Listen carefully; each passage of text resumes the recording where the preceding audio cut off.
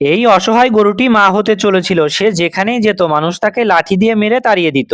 অবলা গরুটির সময় খুবই কম ছিল, কিন্তু গরুটি গ্রামে নিরাপদ ছিল না। একদিন গ্রামবাসীরা অনেকগুলো আপেলের উপরে বিষ মিশিয়ে দেয়। এই গরুটি ক্ষুধার জ্বালায় গ্রাম জুড়ে ঘুরে বেড়াতো। ঠিক তখনই গরুটি অনেকগুলো আপেলের স্তূপ দেখতে পায়। সে গিয়ে মনের আনন্দে আপেলগুলো খেতে শুরু করে। হঠাৎই গরুটির পেটে ব্যথা শুরু হয়, তাই গরুটি কাঁদতে কাঁদতে সবার কাছে সাহায্য চায়, কিন্তু কেউই তাকে সাহায্য করে না। তখনই গরুটি দুঃখ পেয়ে গ্রাম ছেড়ে ভয়ঙ্কর জঙ্গলে চলে যায়। সেখানে একটি গাছের নিচে গরুটি দুটি বাচ্চা গরুর জন্ম দেয়। বাচ্চারা ক্ষুধার জ্বালায় তো ছটফট করতে থাকে। তখনই গরুটি শেষ শক্তি নিয়ে বাচ্চাদের জন্য খাবার আনতে বের হয়। ঠিক তখনই হঠাৎই একটি ভয়ঙ্কর বাঘ পিছন থেকে তার উপরে আক্রমণ করে। এদিকে যখন মা ফিরে আসে না, ক্ষুধায় জ্বালায় কাঁদতে থাকা বাচ্চারা মাকে খুঁজতে বের হয়। তারা তার মাকে আহত অবস্থায় খুঁজে পায়। অসহায় বাচ্চারা মাকে দেখে বলে, মা উঠো না, তুমি ছাড়া আমাদের এই পৃথিবীতে তো কেউই নেই। মা হঠাৎই কষ্ট করে উঠে বসে বাচ্চাদের বুকে জড়িয়ে নেয়। তুমি যদি তোমার মাকে ভালোবেসে থাকো তাহলে কমেন্টে একটিবার মা লিখবে এবং ভিডিওটিতে লাইক সাবস্ক্রাইব করবে।